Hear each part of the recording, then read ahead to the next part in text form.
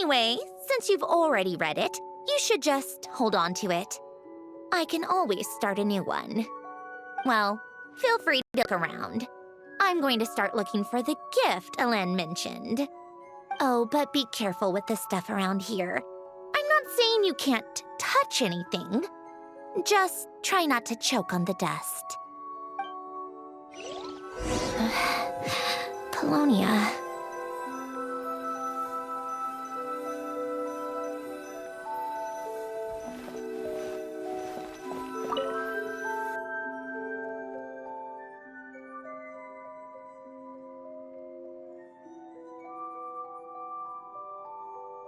Oh, these are some of Elen's drafts from his later years. Just casual doodles, really. And these are just some unimportant letters. I couldn't be bothered to sort through them before I left.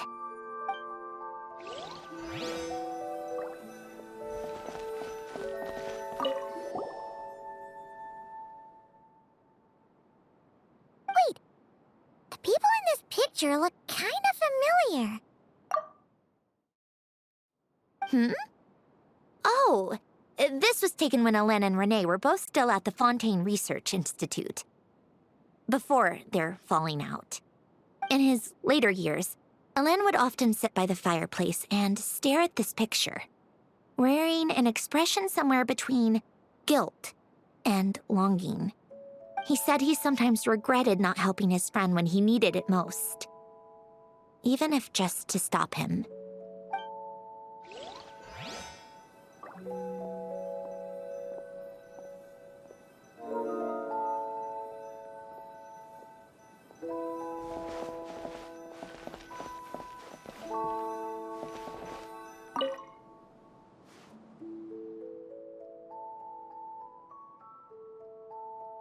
Oh, I played with these when I was little.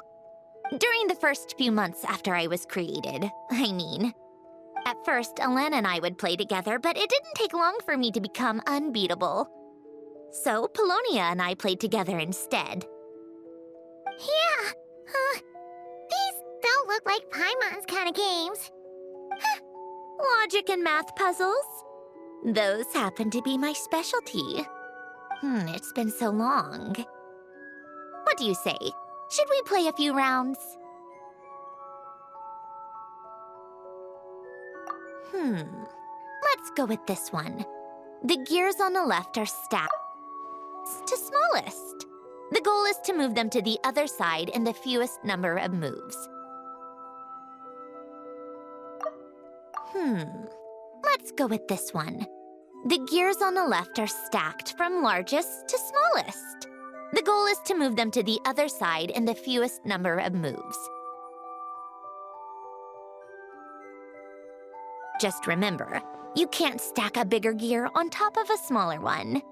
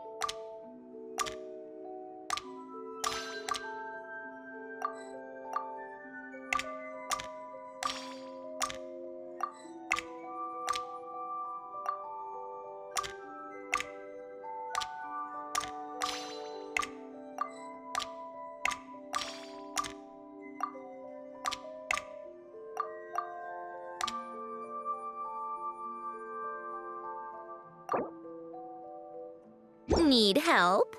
You seem stuck. This should go here, then this here, and done. Well, what did you think of the game?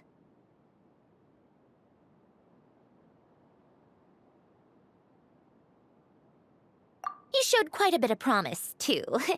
We should do this again sometime. There are other puzzles we could try.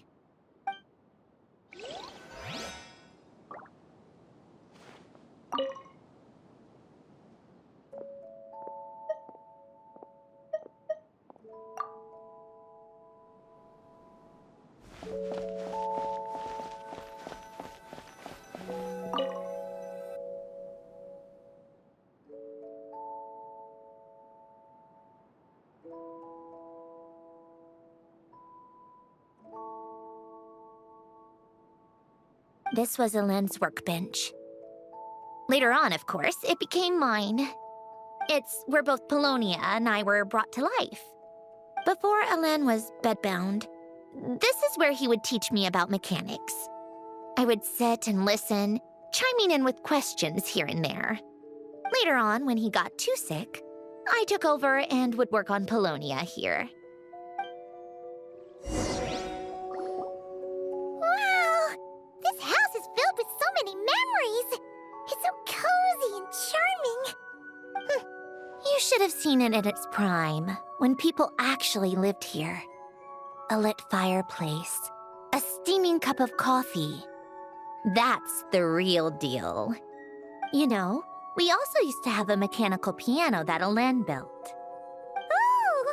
How chic! Elaine never played it much. He probably wasn't able to at that point. But I managed to teach myself. Music theory is essentially math, after all. Once you learn the patterns, it's not really that difficult. I loved perusing Elaine's collection of classical music. The chords and harmonies felt like individual mathematical puzzles. It was fascinating, so I did some composing as well. But as Elaine continued to deteriorate, even the sound of music began to grate on his nerves. So I got rid of the piano. Aww. Back then, I assumed a piano was like an ordinary clothing rack, commonplace in every home and easily replaceable. It was only after I left that I realized how hard a good piano is to find. Ahem. Enough about that. Elaine's gift should be just in here. The only things undisturbed before I left were a few of his personal belongings.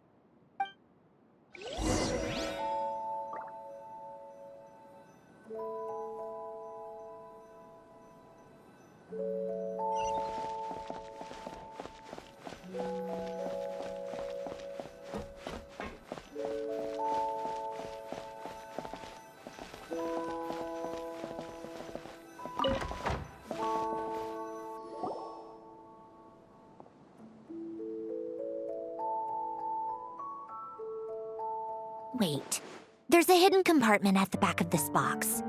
Looks like it's locked with some kind of gear mechanism. Knowing you, Elaine, I'm guessing it goes like this, then like this. Got it. Am I a genius or what? Let's see here. A box? Well, you gonna open it?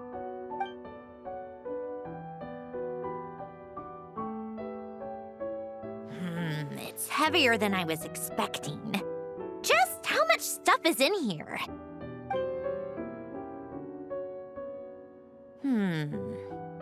A letter? And a bunch of junk underneath it. None of it seems that important. Wait a second. This should be it. A cube? It's a multi-dimensional algorithmic core. Elaine would use it to store information. Only Polonia and I have access. All right, I'll start looking into the core and the letter. Feel free to go through the rest of the stuff and see if there's anything useful.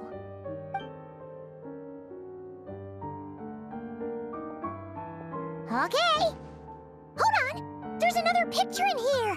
This one has writing on the back. A snapshot of you playing among the plants shortly after you were born. You seem to like these flowers a lot. May you grow and flourish just as they do. Huh? Wow! Look how happy you are in this picture. You've changed a lot since then, huh? What's that supposed to mean? Just that you come off kind of aggressive sometimes. Or, annoyed at everyone around you. Well then, people should stop being so annoying. It's not like I'm the one with the problem. Of course not. Oh, here's something else. Looks like a piece of paper torn out from somewhere. Today, I solved another math puzzle and made a breakthrough on a construction problem the Institute has been stuck on for years. Am I a genius or what? No, wait, that's From now on, I should have people address me as Her Highness the Clockwork Princess, unraveler of all reason. No, nope. No more of that. I thought I tore this page out. You wrote this? Then how did it get... Wait, there's more writing at the bottom. You seem to have developed a distaste for this particular entry, considering I found it in the trash.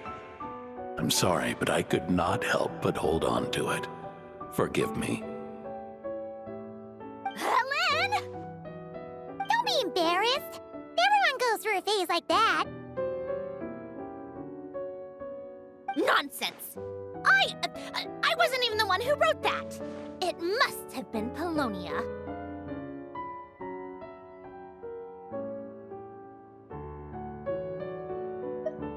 That's enough.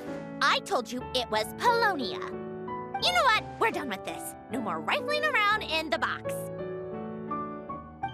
Just put it down and let me read the letter. To my little clockwork princess.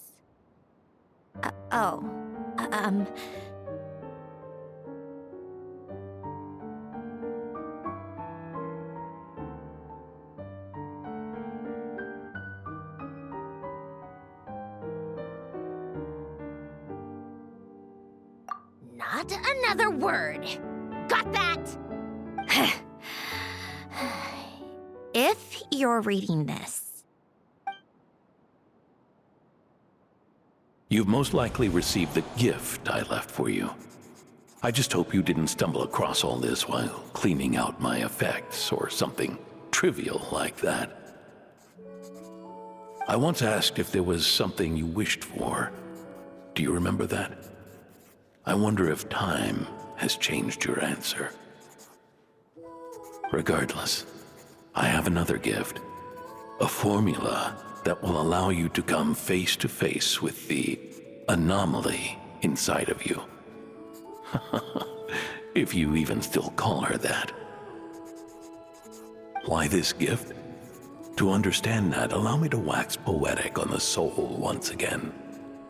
I would ask you to stick with me until the end, but I know you will. You always have. I believe a person should be born twice over in their lifetime. First, there's the birth that grants us life. Then, the birth of the soul. It's a matter of transforming the life bestowed upon us into the life we choose for ourselves. And to do that, we must look inward. We must make a conscious choice to define the meaning of our life instead of allowing the happenstance of our existence to pass us by. This is the process of recognizing the soul that lives within us. You are my proudest masterpiece. I told you that long ago. But to me, you have never been a creation or a machine. To me, you're just like the rest of us. You have a heart. In fact, some theories think of the human brain as nothing more than a machine, and thought the product of its computations. So you see, perhaps we're not so different after all. Your inner machinery is just far more advanced than most. No matter how one looks at it, the heart is a complex thing, a place where logic and reason collide with our emotions. Your computational capacity allowed you to become sentient and develop logical reasoning, but it also granted you something that, on the surface, might seem contradictory: emotion. Emotions and logic often clash with each other, and those instances of discord can accumulate over time. That is the source of what you refer to as the anomalies within you. As you told me once, you've always known what you don't want, yet you've never wished for anything in particular. Similar to how a blind person can feel when a part of their body is in pain without being able to fully visualize its form, such is your relationship with your soul. So, what I leave you now is this: a formula that will allow you to see the shape of your soul. For if you want to protect your heart, you must first be able to recognize it within yourself. Of course. Whether you use it is entirely up to you. You are, and always have been, free to do as you wish.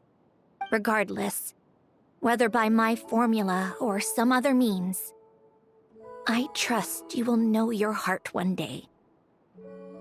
You always were a fast learner, and the smartest person I've ever known. Ellen. Oh.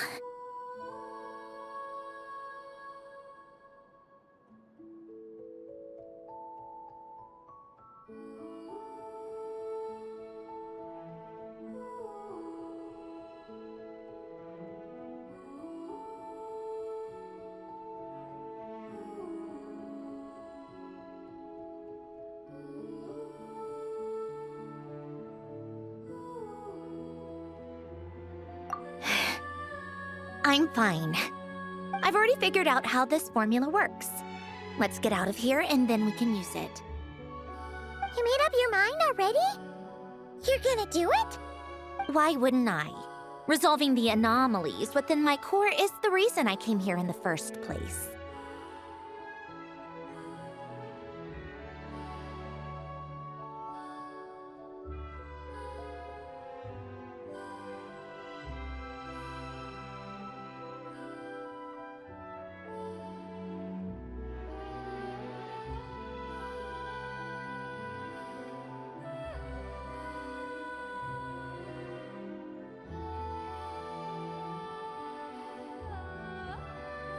No, I can do this on my own. But, do you want to watch?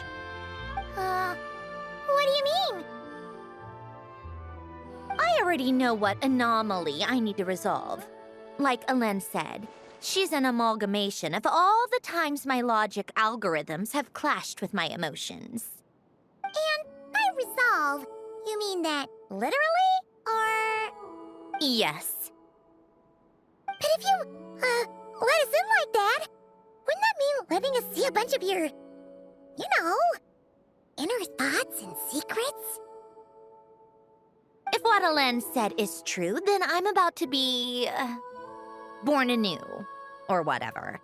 This is your chance to be lucky enough to witness it. Besides, you already read my whole diary. When it comes to keeping my innermost thoughts to myself, well, I think that ship has sailed. You're really sure about this? How many times do I have to say it? I finally let you in as... friends, and you want to question it. I'm not gonna offer a second time.